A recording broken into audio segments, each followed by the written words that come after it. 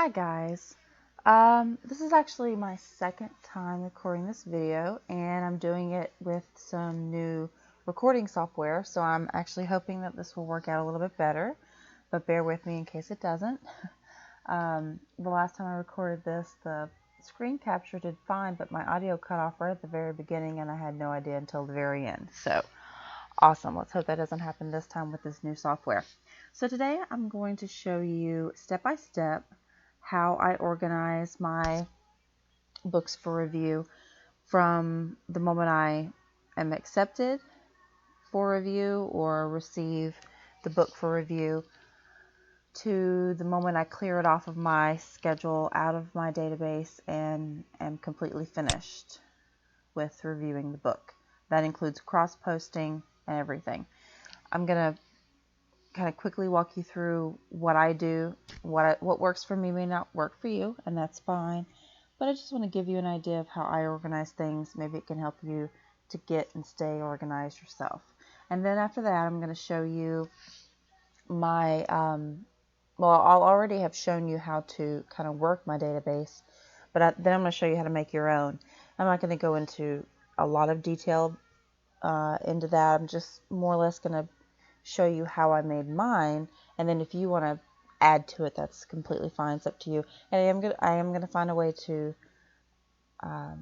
share my database that I use, and hopefully my little short tutorial will give you an idea of how to make changes to customize it if mine doesn't work for you, if your needs are a little bit different. So starting off is I'm going to start with Lovestruck. This is a book that I've been approved to review for an upcoming book blast, and I haven't put this into my database yet because I didn't know for sure if I was going to be reviewing it until I got this email about 23 hours ago. And now that I know that I've been accepted to review, I'm going to go ahead and input it into my system. Now this is Lovestruck by Lila Monroe. I've read some titles by her before, so I'm actually kind of excited about this. And it's been sent to my Kindle, and I have verified that I've received it, so everything is good to go on that end. Now I just have to put it into my database and my Goodreads, update my calendar, all of that. So start to finish, I've just been accepted to review this title. The very first thing I'm going to do is update my calendar, because this is my lifeline as a book blogger. I need to always have an updated calendar as accurate as possible at all times. So my review release post is going to be on May 1st. I still have it as pending, but right now I'm going to change that. Delete the pending. Change it to tentative because this doesn't have to be the top post. It's actually the second post of the day. And now my calendar is updated. Even if I don't do anything else right now, when I go into my calendar later, I will know that this book needs to be on my list. So if I don't have time, I'm about to run out the door, I just got the email real quick, I glance at it, I don't really have time to input it right now, I always update my calendar immediately. Or I will mark the email as unread, so that way it's not skipped over. I never remove anything from my inbox unless it's updated on my calendar first. So calendar's done. And next I go to Goodreads. I've already brought it up here. It's a nice cover, by the way. Thumbs up. Okay. I have exclusive shelves. You may not, and that's fine. You may just have one want to read or TBR shelf. I have a reading next shelf, which separates my books I want to read one day from my books I'm absolutely going to read within the next 30 days, pretty much. So I'm going to add this to my reading next shelf. And then I'm just going to click a few more shelves that are relevant to this title. I'm reading it for review. It is a romance. It is delayed for tour /blitz/post. I just leave it as Tor. Keep things simple. And that's it, because it's going to be a normal size, so it's not short story or novella. So that's it. Now it's added onto my Goodreads. If you don't use Goodreads, feel free to skip this step. Now that Goodreads is done, I'm going to add it to my database. Now my database, I have a shortcut on my desktop. And you'll notice when it opens up, it immediately opens onto my form so that I can instantly enter in my book information. When I show you in a few minutes how to set up your own database, I'm also going to show you how to set up your form and how to make sure your form is the first thing that opens. Now I received it today, so I'm going to go ahead and put the date in. I don't have to put the date in. If I've received the email that says you've been accepted for this review, if I received the email from NetGalley that says, hey, you're accepted for the review, but I haven't downloaded it yet, then I don't put a date on here until I have the copy of the title in my hands or on my Kindle or downloaded on the computer. I have it within my reach. Sometimes I accept reviews for requests months ahead of time. And if I do that, I may not have access to the title yet. So I'm going to leave this blank if I don't actually have the title at hand. The only thing that I have to put in this entire form, the only thing that I absolutely have to fill out is the title. The title is my primary key. It is the one thing that cannot be duplicated. If I have titles that have the same exact name, then I have to come up with some kind of system to separate them, maybe by putting the author's initials after it, or maybe saying paranormal versus romance. You'll figure that out whenever you come across it. And I have actually had to come across this before, where I have reviewed previews of a title and reviewed them, and then later on reviewed the full title. And when I input both of those into the system, I need a way to differentiate between the two. So I did, one was the normal title and one was the normal title / full. So it's entirely up to you how you want to do it. So this time we're doing Love Struck. I'm going to cheat a little bit. Okay, just to make sure that I get it. Love Struck. Lila Monroe. It's romance. It may also be comedy, but we're just going to stick with romance right now. Series, I don't see a series over here, so I'm just going to leave it blank. The origination. This is where I get it from. Did I get it from NetGalley? Did it come from the author? Did it come from a blog tour? If so, what company? If you'll see over here, it comes from Give Me Books Promotions. So that's what I'm going to put in here, and that way I know later on I signed up for this review through Give Me Books.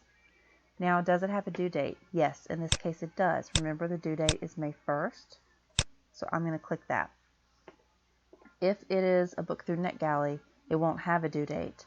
If it is a book that I've found or that usually if I'm reviewing, if I put it in my database, it has a due date unless it is NetGalley or the Romance Review or Edelweiss, one of those. If it's a blog tour, it has a due date. If it's an author request, I always give it a due date of my own to keep myself accountable. And this is entirely up to you if you want to bother with it. You do have a calendar to keep up with your reviews, but I find it's easy to keep everything all in one place. So next would be review post spots. I'm not going to put anything in there because right now I haven't posted a review to any spot. So I can't really do anything in this area. Same with the review link. I don't have that yet. And the rating, I also don't have that. So I can go down here and hit add record, or I could tab down and hit enter. And it's going to bring up a blank record. So this is your new form you could fill out, or not. You could go ahead and close it if you don't have anything else to put on there. And I'm going to show you where it just recorded right here. It just recorded this entry. Now this is what I just opened is my table. What I was first on over here, this is my form. My form is more or less just an interface inserting information into my table. This is not a spreadsheet.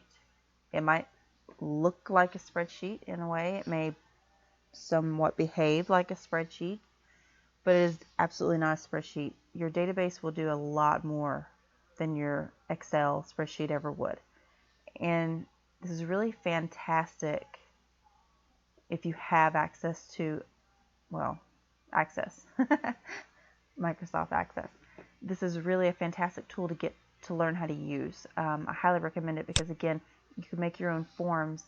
You can turn this into a mini computer program or a mini app, so sort of, where you can insert everything quickly. It looks nice, and it's so much easier than coming over here and typing it all in a line. You could do that. You could insert it that way. I think this is prettier, and it looks a little bit more professional. So that's how I enter my book. Now let's say I'm finished with the book. I've done my review, and I'm ready to update my database to show that I've finished the book and I've done my review. I've actually got one over here on my bookshelf that I need to do that with, so I'm going to show you how to do it. We'll pretend for the moment that this book is the other book, the Lovestruck book. I've written my review, I've posted it to my blog. When I post to my blog, I always also cross-post to Goodreads and Amazon. I like to do it all at one time, and that way I know I've done it. If you don't do it all at one time, you may forget that you've done it. You may end up going into your Amazon profile to see if you've done it, or going into your Goodreads to see if you have cross-posted your review. I think it's best and easiest to just get it all over at once. Copy and paste, super quick, super easy. Now my review is down here, but all I need is this right here. I'm going to Control C to copy that. I know that I gave this a 3.5, which is a good plus a little something extra. Come back over to our database. Now, in order to edit an entry that I've already made, I can't do that from the form because I would have to fill out a brand new entry. And like I said, I cannot duplicate this title. I cannot have two of the One Last Risks. So we're going to find it right here. One Last Risk. Now the review spot, I have cross-posted this to Amazon already. So I'll type that in. And that way later on, if I need to, if I for some reason think, I'm not entirely sure that I put that one on Amazon yet, I can come in here and I can look and know that I did. I'm going to tab over to my blog review. I'm going to paste the link to that review, so I always have it on hand. If I want to click on it, I won't have to go back into my shelf and find it. And my rating. Alright, now that I'm done with this, there's nothing else to fill out here, and there's nothing else to do with this title. I'm going to click my done. My little, you can't see the question mark, but there's a question mark in there. So I have this set up to sort two different ways. First, to sort from my unchecked to my checked. So you'll always have your unchecked first. I'll always have the books I'm not finished with first. And then I'll have all of the books that I am finished with. My second sort is date. I'll always have the newest entry on top in either of these categories. Now that I'm finished with this and it's become a checked box, when I close this and then I open it back up, it's gone. Why? Because it's moved. Now it's down here in chronological order, well, descending date order, and I'm finished with it. It's no longer up here where I have to worry about it anymore. It's down here. If I ever need to look it up again, I can, but it's no longer up here in the way. There is one thing I want to show you before I go into how to make your own database. I do want to show you something right here. This, what do they call these again? This field is visible on the table, but not on the form. And I did this on purpose because it's not needed on the form, but I want to see it on the table. I want to know if I've read it. You can't see this, but it says read with question mark. In other words, have I read this book? Yes. For Buns by Alice Clayton, I have read this book. I'm waiting for Reading Alley to approve my review, but I have read it. So anytime I go into my database, I can see, yes, I've already read this book. And then, why am I still waiting on this? Now, for Duchess's Descendant, I'm waiting to post my review on Amazon after it's released. So there's different reasons as to why a book would already be read, but not cleared out of your database and brought down here to the finished area. There could be many different reasons. You could read a book that maybe there's a book that you got ahead of time and you just want to read it now. It's like when your favorite authors, you don't want to wait till it gets closer. I want to read it right now. Go ahead and then mark it as read in here, and then later on you'll be able to see these are all the books I still need to read. It's pretty handy. I kind of like it. But again, this shows up on the table, but it does not show up on the form. And that is on purpose. Okay, so now I'm going to show you how to make your own.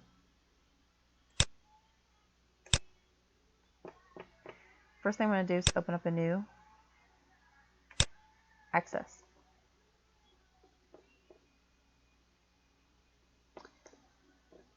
And I'm going to make a brand new database. I actually did this already last night, so I'm going to have to name it something different from test. Guess I'll have to be, whoa, that was loud. Test 2. And create.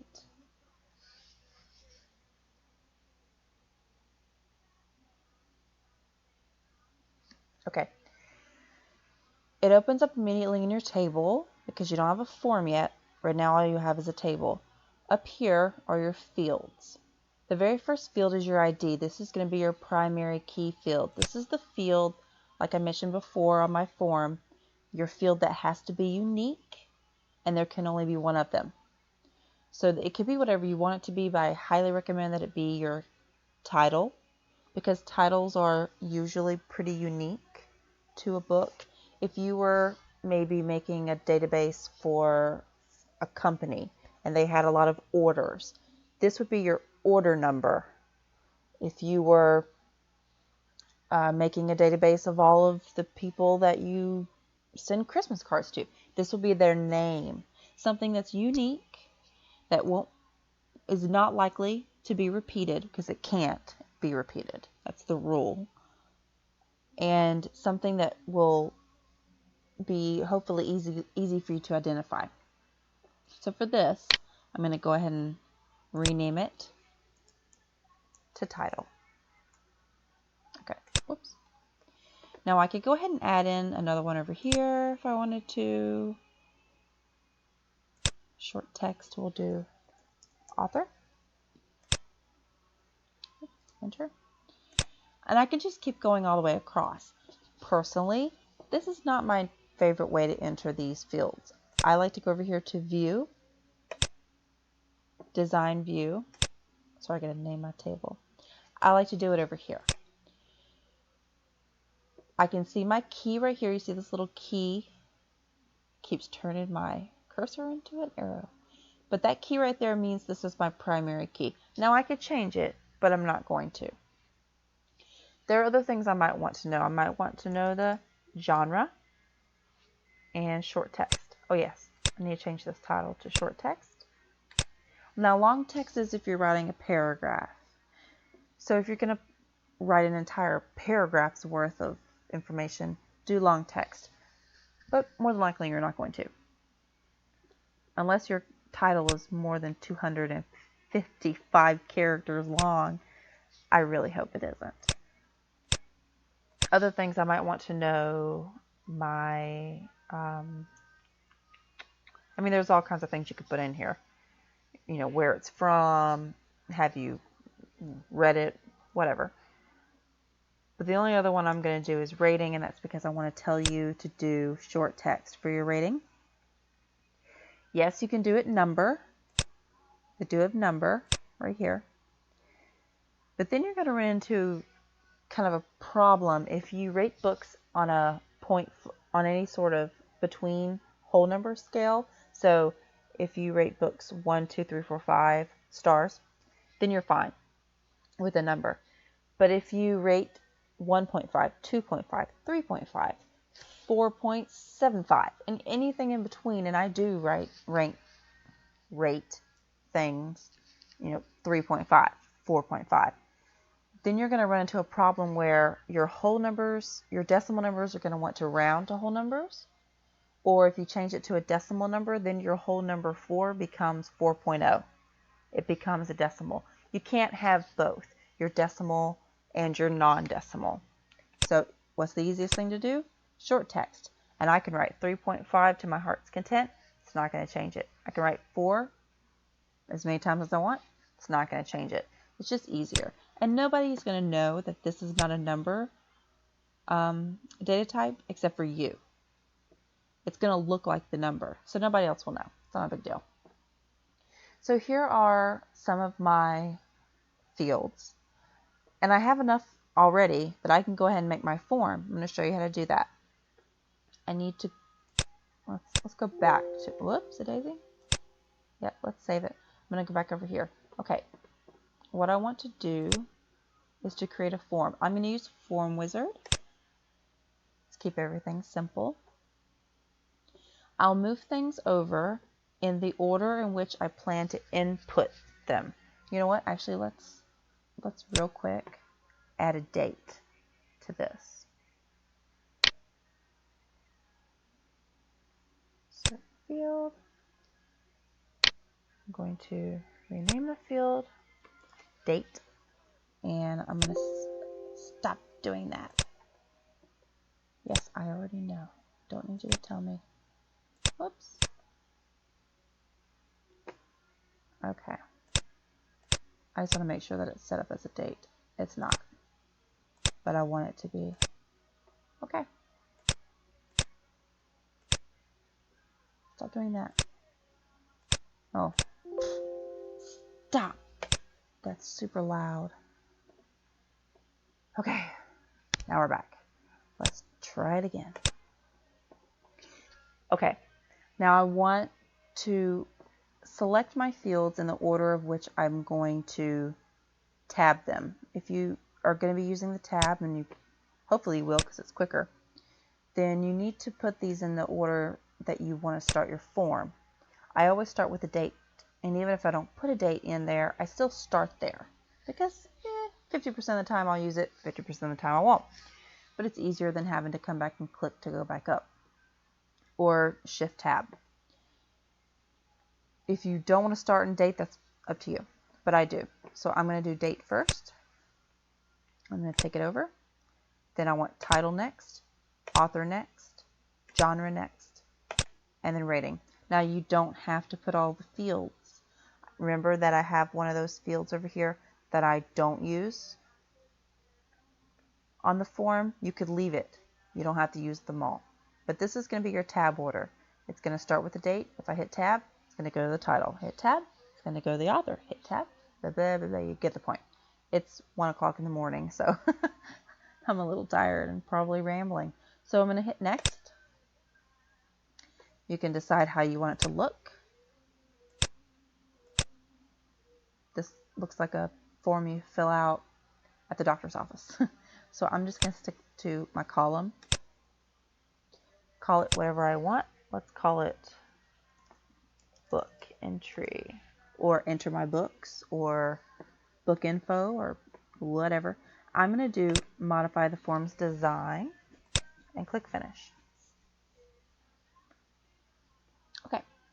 First thing I'm going to do is move this down actually and get it out of the way, because I'm going to show you how to put a button in here. You're going to need a button, and try and remember where it's at. It's not there. Where is it? Oh, right in front of me. Heller. Okay. And draw my pretty button. Okay. Now I need to decide what I want to happen when I hit this button. Do I want it to find a record, or go to the last record that I put in, or go to the next record? Blah, blah, blah, blah, blah, blah. Okay. I want it to record and go to a new record. So I'm going to go down to record operations, add new record. Next. We're going to stick with the text, but I don't want to say add record. I just want to say submit, or I could do enter, or I could do that's all, folks. Whatever you want. Blah, blah, blah. Okay. Now we have a button. Had we not had a button, when we got down to rating, we would have been stuck. We wouldn't have been able to actually enter this entry. But now we do. I'm going to save. I'm going to view this in form view, and voila. Now we have a form. But we're not done. Well, technically you could edit this a little bit more. You could adjust these, and actually let me show you really quick how to do that. My rating does not have to be this big. Let's make it smaller. My title, not quite that long. My author, a little bit shorter than that. My genre could be a little bit longer, so it could be multiple genres. And then you can also move these around, or I could just grab all of these at once and select, oh, let's not do that. I think it's this way. Yeah, there we go. I could do that to make it line up a little bit better. That's entirely up to you. I'm going to move that back because I'm not going to take the time to do that right now. Okay, now we're back to our form. And this is what our form looks like. You could obviously adjust this to make it shorter so that it's more of one line instead of two lines. I mean, you can make it look however you want. Now what I want to do is go to my file, options,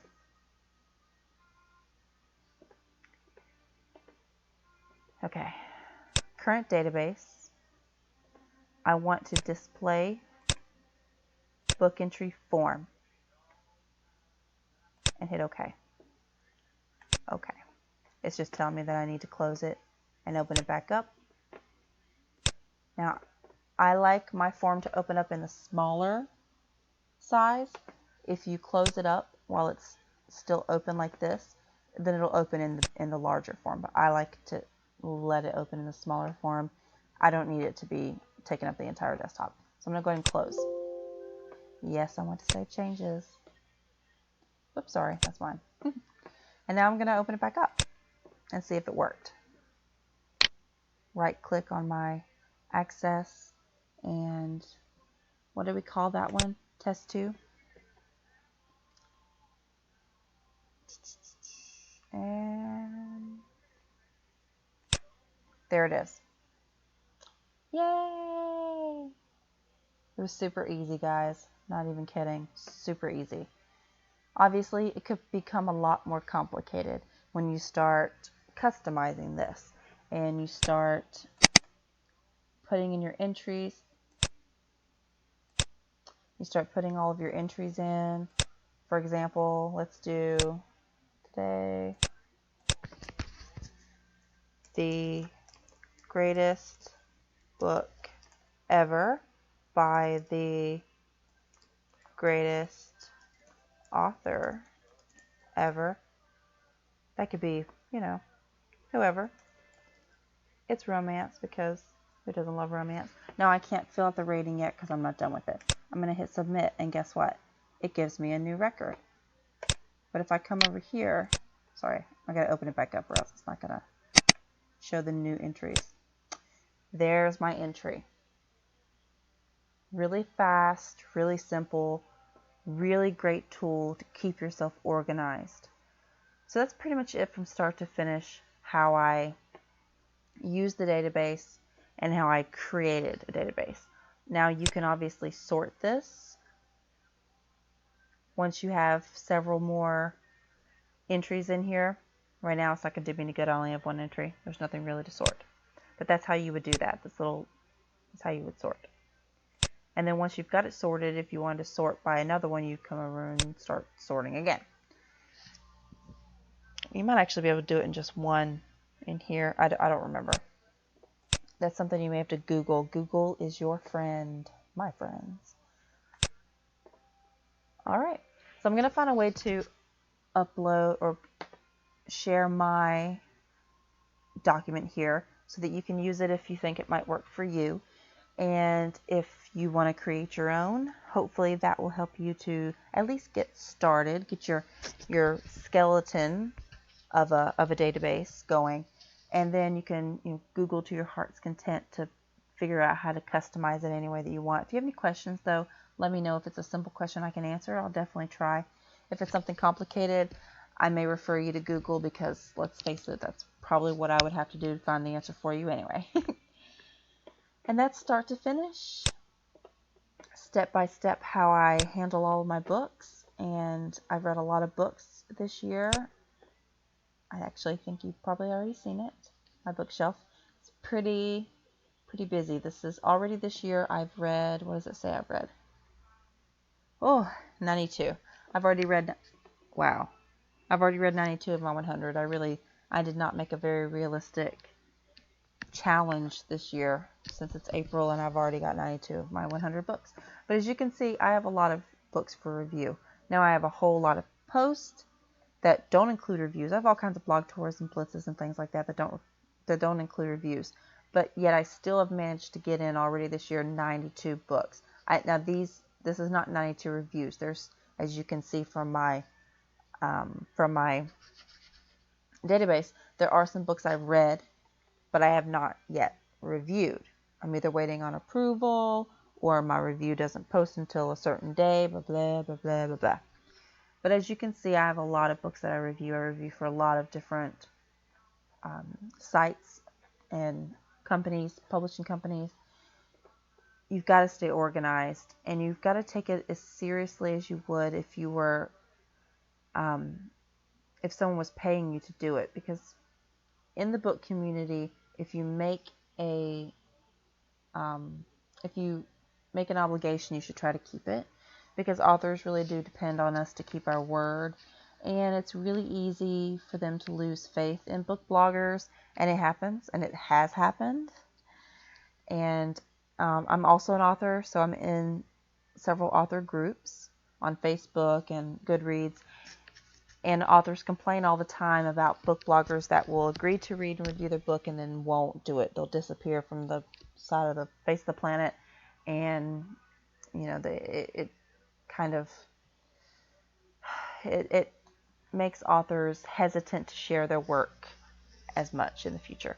So if you want more free books and more selection of those free books, definitely keep yourself organized. Try not to get overwhelmed. Don't get in over your head. Don't get burned out. A good way to prevent burnout is to alternate between books you're required to review and books you just pick off of Amazon or pick up from the library because it looks good.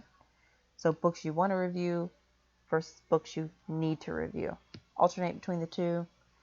If you find a pattern that works for you, that usually helps. So that's it, guys. I'm going to close up this video, and then the next video will be about NetGalley. I'm going to go into greater detail on NetGalley, how to keep your percentages high, how to grow your percentage when you're first starting out, because it's a pretty good chance you won't be approved for some of those books you want if you don't have the reviews yet to back it up.